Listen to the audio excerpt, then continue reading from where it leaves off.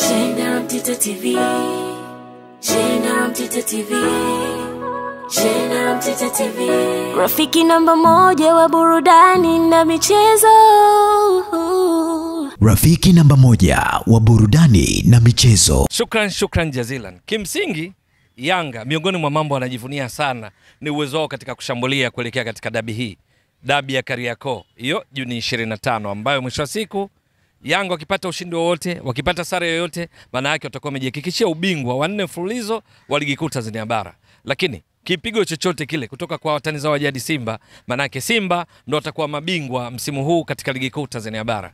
Ni kwa nini nasema Yanga miongoni mwa maeneo ya uimara kwao katika kila mechi msimu huu, wakiwa wanaongoza ligi hivi sasa pointi 79, wamefunga mabao 81, wameruhusu mabao 10, ni eneo la kushambulia kwa sababu kocha Hamdi Milud kama ilivyokuwa kwa watangulizi wake Siad Ramovic, Miguel Gamondi, lakini pia Nasreddin Nabi, Yanga kwenye kucheza baada ya golikipa kunakuwa na walinzi wanne, viungo wawili ukabaji, viungo watatu ushambuliaji na mshambuliaji kinara mmoja. Sasa wanaposhambulia, yule mshambuliaji kinara anapokuwa mbele, halafu anapata support kutoka kwa wafuatao Chris. Ni kwamba kwanza katika wale viungo wawili, kwa mfano tunazungumzia Khalid Aucho Doctor, tunazungumzia Mudathi Yahya Abbas kwa mfano, basi Mudathi Yahya Abbas ndo anakwenda mbele kuongeza idadi ya wale wanaoshambulia.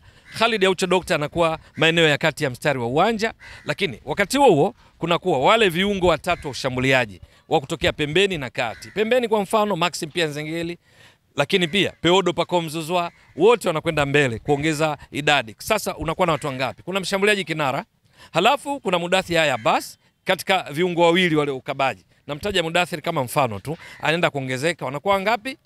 Yani mshambuliaji kinara, viungo wale ukabaji mmoja wapo anakwenda mbele, wanakuwa wawili.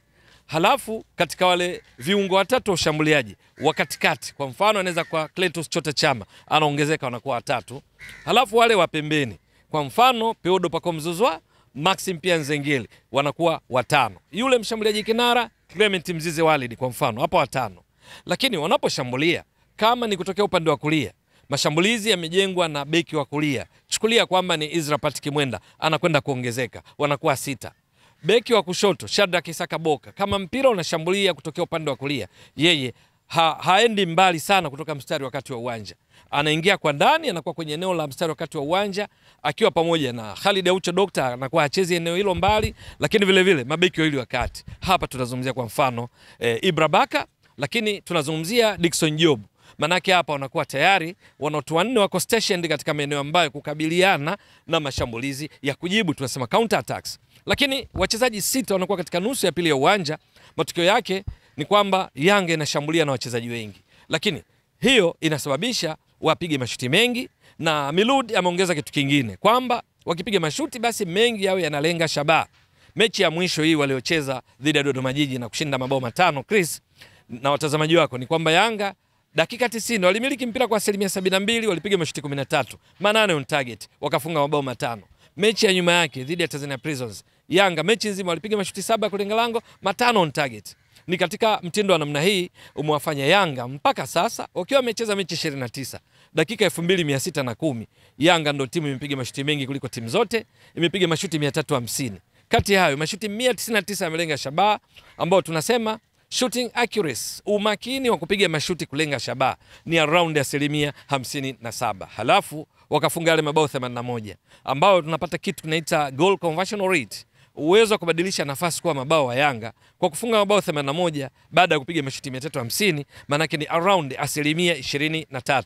Huu ni mtaji wa Yanga kuelekea mechi ya dabi ambayo eneo lao la kushambulia linapaswa kuwa bora zaidi kukabiliana na safu ngumu ya ulinzi ya Simba, ambayo Simba mpaka sasa ndio timu iliyopigiwa mashuti machache kulenga shabaha kuliko timu zote katika ligi kuu. Kabla ya mechi yao dhidi ya KenGold walikuwa wamepigiwa mashuti 25 tu, Chris na watazamaji wako, tangu ligi ianze. Halafu katika hayo wameruhusu mabao 11, maana yake golini kule kulichezwa saves 14, ambazo nyingi zimefanywa na Musa Pimpin Kamara ambaye amecheza mechi nyingi zaidi, lakini pia Ali Salim Katoro katika baadhi ya mechi. Kwa ujumla tu Simba ni timu ambayo kuifikia na kufanya majaribio kufunga sio kazi nyepesi, na hilo lilithibitika hata katika mechi ya mzunguko wa kwanza wa ligi kuu Tanzania bara wao, na kwa maana ya Simba na Yanga kwenye mechi ya dabi ya kwanza Yanga walishinda 1-0, lakini tunakumbuka vizuri hilo moja lilikuwa ni pressure ya Yanga ndio katika kushambulia, akajifunga Kevin Kijiri baada ya mpira kuokolewa na kurudi na kumgonga ukaingia wavuni, katika tukio ambalo chanzo chake ni mpira wa free kick aliopiga Clatous Chota Chama. Musa Pimpin Kamara Spiderman katika kuruka kwake akautoa kwenye eneo ambalo halikuwa hatarishi akauleta kwenye eneo hatarishi. Ni kwamba Yanga hawakupata fursa za hivyo za kupiga mashuti kama wanavyofanya katika mechi nyinginezo. Kwa sababu hiyo Juni 25 eneo hili la uimara la Yanga tunataka kuliona itakapokutana na Simba ambayo ina uimara sana katika kuzuia. Eneo la pili ni juu ya umiliki wa mpira. Yanga wanamiliki sana mpira katika mechi nyingi. Mara nyingi wanacheza katika nusu ya pili ya uwanja. Wapinzani wanajikuta wanakuwa wanacheza tunasema playing under the cosh. Wanakuwa kama wamefunikwa hivi na blanket, kwa sababu muda mwingi wanakuwa katika eneo lao, wanalazimishwa wazuie wakiwa wengi. Matokeo yake inafanya kunakuwa ile wanaita compactness, mshonano, ili kuhakikisha hawasababishi madhara kwenye lango lao. Wapinzani wengi wanajikuta wakicheza hivi halafu washambulie kwa kushtukiza. Sasa hilo linawafanya Yanga wao katika dakika 90 za mchezo muda mwingi waonekane kana kwamba hawachoki sana, kwa sababu mpira wanao wao. Unajua Chris na watazamaji wako, kama muda mwingi wewe unafukuza mpira unachoka haraka, kama sio kimwili basi kiakili. Sasa hii nayo ni mtaji wa Yanga katika mechi nyingi za ligi kuu Tanzania bara msimu huu, ndio maana wapo kileleni, ndio maana wanasubiri mechi hii wapate sare yoyote ili watoe ubingwa mwingine. Sasa eneo hili bila shaka ni kati ya yale ambayo Mwalimu Miloud na wachezaji wake wangali wakijivunia. Lakini eneo lingine ni tunasema hiyo ubora wa mchezaji mmoja mmoja.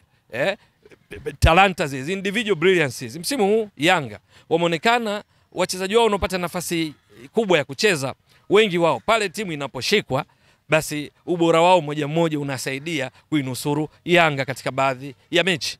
Mfano, katika mechi dhidi ya KMC ya mzunguko wa kwanza Yanga walishinda 1-0. Ni mechi ambayo ilikuwa very tight, mechi ngumu. Mpango kazi wa KMC ulifanya Yanga ipate wakati mgumu katika kulifikia lango kwa vile watakavyo. Not that they will, wakawa wakizuiwa hawawezi kufika kwenye namna watakavyo, kwa sababu wachezaji wa KMC katika kuzuia akiwemo Lanso alikuwa mzuri sana kwenye eneo la beki wa kulia. Shadrack Sakaboka mipira yake mingi akipandisha anaenda kuishia kwa Lanso. Lakini ni mechi ambayo mwisho siku ilihitaji uamuzi wa mchezaji mmoja. Ibra Baka ndo alifunga bao hilo la pekee katika mechi hiyo. Lakini mechi dhidi ya Ken Gold walishinda 1-0. Sokoine Mbeya mechi ilikuwa tight, Ibra Baka ndo aliokoa kwa kufunga bao. Lakini kuna mechi ambazo unahitaji Peodo Pacome Zouzoua kwa uwezo wake wa kudribble mipira, kupiga chenga, aweze kuinusuru timu. Lakini wanaye mtu kama Mzize mbele pale, wana wachezaji wengi ambao pale timu inaposhikwa kimbinu, kimfumo, basi mchezaji mmoja mmoja anafanya ya ziada katika kuinusuru timu yao. Lakini eneo lingine la uimara kwao ni katika kuzuia. Kama ambavyo Simba wamekuwa wazuri kwenye kuzuia, Yanga pia, kwa sababu Yanga ni ya pili katika kupigiwa mashuti machache ya kulenga shabaha baada ya Simba. Ni kwamba kabla ya mechi ya mwisho waliocheza dhidi ya Dodoma Jiji walikuwa wamepigiwa mashuti 34 ya kulenga shabaha. Namba moja alikuwa Simba ambao wamepigiwa mashuti 25, kama nilivyotoka kueleza kwamba wana ukuta imara, mfumo wao kuzuia uko vizuri. Lakini Yanga wanafuatia kwamba wapinzani wapate nafasi sana za kwenda kupiga mashuti kuijaribu Yanga. Kwa sababu hiyo ili nalo ni eneo la uimara. Lakini Chris, kama ujuavyo, kila zuri alikosi changamoto. Changamoto ya Yanga ni pamoja na hii ambayo tunasifu kwenye uimara, ndio wakati mwingine ndio udhaifu vile vile. Moja, wakati mwingine Yanga inaathiriwa na mahitaji ya mchezaji mmoja mmoja kutaka kutimiza mpango kazi wake yeye badala ya timu. Ubinafsi. Kuna baadhi ya mechi, kwa mfano mechi dhidi ya Dodoma Jiji inaweza kama mfano mmoja wapo. Yanga lau kama kusingekuwa na ubinafsi katika baadhi ya matukio, zile 5 bila tulizoziona zisingekuwa 5, zingekuwa zaidi. Mchezaji kama Clement Mzize, mchezaji kama Mzize, lakini hasa katika mechi inayoelezea dhidi ya Dodoma Jiji kwenye uwanja wa New Amani Complex, Maxim pia Nzengeli alikuwa kwenye kiwango bora sana. Lakini mimi nakumbuka kuna mipira kama 3 hivi ambayo lau kama angekuwa mwepesi katika kuwashirikisha wenzie kama ambavyo huwa anafanya na kuwa mchezaji namba 2 kwenye orodha ya kutoa pasi saidizi za mabao nyingi kwenye ligi kuu. Namba 1 Faisal Salum Feitoto ana assist 13, wanaoshika nafasi ya pili Max Yumo assist 9 kama ilivyokuwa Peodo Pacome Zouzoua. Ni kwamba yeye alikuwa anataka afunge yeye. Matokeo yake akaja kupata bao mwisho ni la taabu, lakini haikuwa kazi nyepesi. Ilikuwa ni wakati mgumu kwa sababu kuna baadhi ya nyakati alikuwa analazimisha afunge wakati Chama amekaa pazuri, Mzize amekaa pazuri, Zipo ambazo Duke Abuya kakaa pazuri, yeye analazimisha kufunga. Faida tu kwake au bahati kwake ni kwamba Yanga walishinda mechi hii tena kwa mabao mengi, mabao 5. Vinginevyo huu binafsi nimemtaja kama mfano, lakini umemtaja wawili moja. Nimemtaja Max. Okay, basi hapo tuweke sawa Mzize wa data. Yeah. Mwanzoni ulimsema kabisa Mzize. Mzize nilimtaja kama naye kuna tukio lilimkuta, lakini specific kwa umahsusi kabisa ndio nimemtaja Max katika haya matukio matatu. Sawa. Mzize ilimtokea, Chama ilimtokea, ipo ambayo itaka afunge, Pacome ilimtokea. Yeye nimemtaja Max hata kama anasikia hii sio kwa nia mbaya, ila namtajia kama mfano kwa sababu yeye zimemtokea nyingi. Yaani hii ya kwamba ngoja nimalize imemtokea zaidi ya mara moja. Na pengine hiyo inatokana na kuringa kama timu kwamba hata nikikosa hii tutafika tena kwa sababu uwezo tunao labda. Lakini kwamba kama angekuwa na ukatili, kile wanachoanza nacho kutokea katikati ya mstari wa uwanja, wanafika karibu na lango la mpinzani, halafu wanatekeleza atakavyo Miludi kwamba aliye kwa nafasi nzuri sana ndo apewe mpira ili afanye jaribio la kufunga, na si aliye katika nafasi nzuri. Max kuna baadhi ya maeneo yeye hakuwa katika nafasi nzuri sana. Alikuwa kwa nafasi nzuri, akataka afunge, zikamkatalia takriban 3. Kuna moja alikuwa ameshawapiga chenga, kawapiga chenga, wenzako wamefungua pazuri, akataka afunge mwenyewe, mpira ulishia mikononi mwa golikipa Mudikala wa Dodoma Jiji. Kwa hiyo hii ni eneo ambalo kwenye baadhi ya mechi ni udhaifu kwao, kwa sababu wanajikosesha fursa, kama sio ya ushindi, kama sio ya kupata sare, basi wakati mwingine kufunga mabao mengi. Lakini weakness nyingine, tunasema changamoto kwa Yanga ni kwamba kwa nini unajua mpigwa mashuti 34 ya kulenga shabaha wakifanya eneo la udakaji la Yanga likiongozwa na Jiki Diara kucheza saves 24 kabla ya mechi yao dhidi ya Dodoma Jiji. Ni kwamba wakati mwingine wanapopanda wananogewa. Israel Patrick Mwenda ni miongoni mwa wafungaji katika mechi hizi mbili kama unakumbuka vizuri. Ni kwamba wananogewa kupanda mbele kwenda na wao kwenda kufanya mashambulizi dhidi ya wapinzani. Shadrack Sakaboka cheza yake wakati mwingine ni kama playmaker, ni kama kiungo kabisa. Kwa hiyo matokeo yake nyuma wanabaki Ibra Baka kwa mfano Dickson Job au Bakari Nondo Mwamnyeto na Ibra Baka au na Dickson Job na msaada kutoka kwa kina Khalid Aucho Doctor au Duke Abuya au Shuaboy au Jonas Mkude Nungunungu, yeyote anayepangwa kwa ufupi kama viungo wale ukabaji. Sasa wakati mwingine wanajikuta wanakumbana na wakati mgumu kwa sababu mipira mirefu ile inawafanya wao wawe out of shape kwenye maumbile yao ya kiulinzi, linakuwa limevurugika, hawako vile inavyopaswa kwa sababu ni mpira kushtukiza. Mfano moja wapo, mechi waliofungwa 3-1 na Tabora United kwenye uwanja wa Chamazi Complex, mabao yalikuwa ya asili hii kwamba Tabora United walikuwa very smart. Nelson Munganga alikuwa maeneo ya kati, mbele kuna Heritie Makambo, kuna Offense Kola.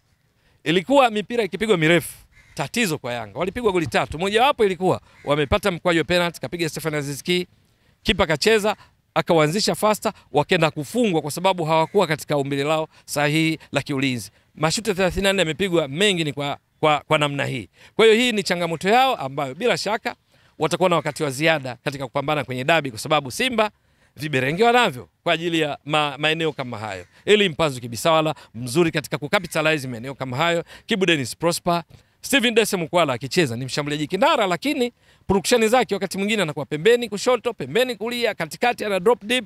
Ni tatizo kwa timu pinzani ambayo haina nidhamu katika kuzuia kwa wakati sahihi, kwa idadi sahihi. Kwa hiyo hili ni eneo ambalo nalo litatafuta burudani yake, kwa sababu Yanga watakuwa katika kuzuia wapambane na viberenge vikina Eli Mpanzu, kina Lada Kichasame kipata nafasi, kina Jia Shaua, lakini wakati huo wao watatamani kumiliki zaidi. Hii tabia ya kumiliki zaidi ndio ya Simba pia. Mifumo wanaotumia ndio mifumo ya Simba pia. Kwa hiyo Yanga uimara wao nimetoka kugusia juu, lakini pia na maeneo ambayo wanaweza kukamatwa nimejaribu kugusia. Kwa ufupi, kwa tabia hii maana yake dabi itakuwa ya kuvutia sana, kwa sababu kadri Mwalimu Habdi Milud akitaka kutafuta mizania ya kushambulia na kuzuia, ndo uhondo wenyewe kwako Chris na watazamaji watakofika uwanja Benjamin William Mkapa kuanzia saa 11 kushuhudia mechi hii, lakini pia wale wanaofuatilia matangazo mubashara kupitia gadgets mbalimbali zikiwamo televisheni nyumbani, vishkwambi, hizo ni iPad, lakini pia kompyuta mpakato, kompyuta za mezani, hapa nazungumzia laptops na desktops na njia nyinginezo mbalimbali za kutazama matangazo ya mubashara, kwa sababu ligi kuu Tanzania bara ina bahati ndo nchi pekee barani Afrika ambayo mechi zake za ligi kuu zote zinaonyesha kwa 100% na yule mwenye haki ya kurusha matangazo hayo. Yanga ubora wao ndo huo, lakini maeneo yao ya changamoto nimejaribu kugusia juu, nikiamini kwamba yote kwa pamoja ndio yanaenda kufanya kifurushi cha kuvutia katika dabi hii ya Kariakoo kwa msimu wa 2024-25, ikiwa ndo mechi ya mwisho kuhitimisha msimu. Hata mimi nikushukuru sana. Shukran jazilan.